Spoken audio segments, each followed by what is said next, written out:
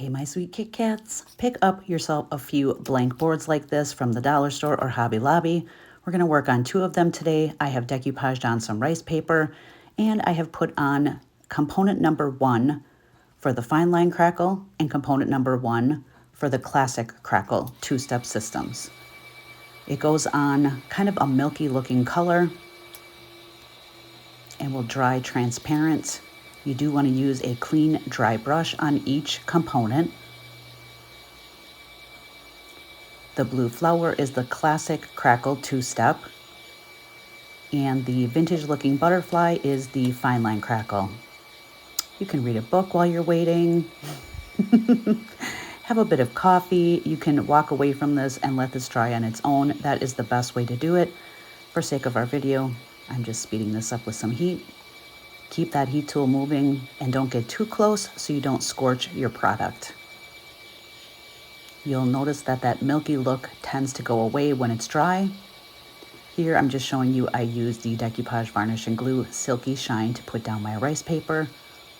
I did paint the boards underneath just a neutral white color so that our rice paper will pop. Keep in mind, if you do use a heat tool or hair dryer, it does take a bit to dry. I check it, just kind of see how we're doing here. We're getting there. My heat tool gets super hot, so I do lift it up a little bit higher just to make sure I'm not going to burn my project. Took a short nap there. Keep in mind that the amount of component 1 that you use may affect the crackle that you get on each system.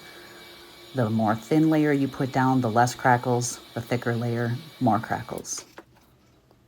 Okay, we're good. You can see that it's now transparent. I like to wait just a bit, kind of bring it back to temperature. Now we're going to apply step 2 from the classic crackle and step 2 from the fine line crackle. A clean, dry brush for each step. Just a nice even layer. Trying not to disturb any product that you've put down.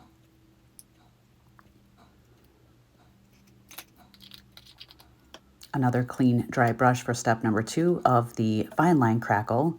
Fine line crackle does not like water. No damp brushes, no damp hands, no baby wipes, nothing like that. No water-based projects. This one is a bit of an amber color as it goes down. It's very glossy.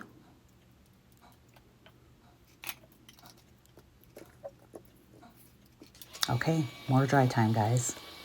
Or you can walk away and let this step dry on its own.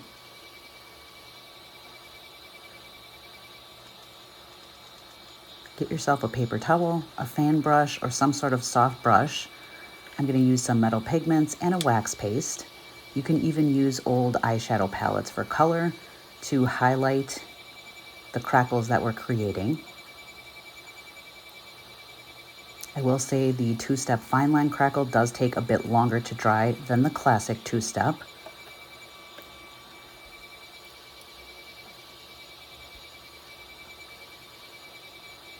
It is recommended to leave these dry on their own, but again, you can definitely use your heat tool or a hair dryer to speed up that process. The important thing is to keep that heat tool moving.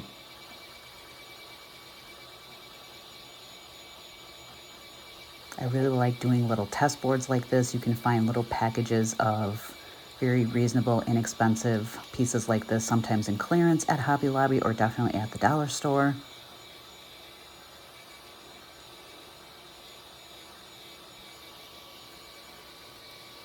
We're getting there. Also, I do let these cool just a bit before I'm applying any waxes or pigment powders. Just because we have applied so much heat, it is a very hot surface. I like to give it a minute just to kind of come back to temperature before we apply anything else.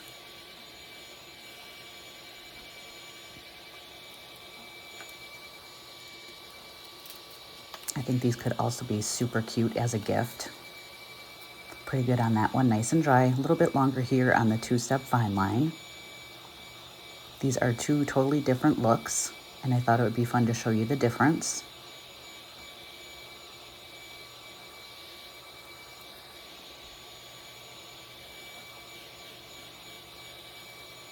We're almost there, guys. Hang in there. Whew, that's warm. So you'll notice that that stays super glossy on the two-step. I'm just kind of determining what color I want to put in here. And I'm using a metal pigment in the champagne color. It is so beautiful. Taking my little fan brush and just pushing all of that pigment powder down into those beautiful cracks.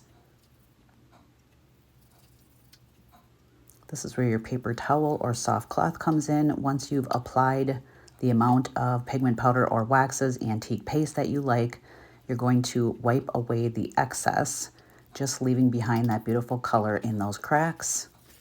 So that's what I'm doing here. The champagne metal pigment is absolutely beautiful. And here's what it looks like. I hope you can see that. It is a beautiful crackle.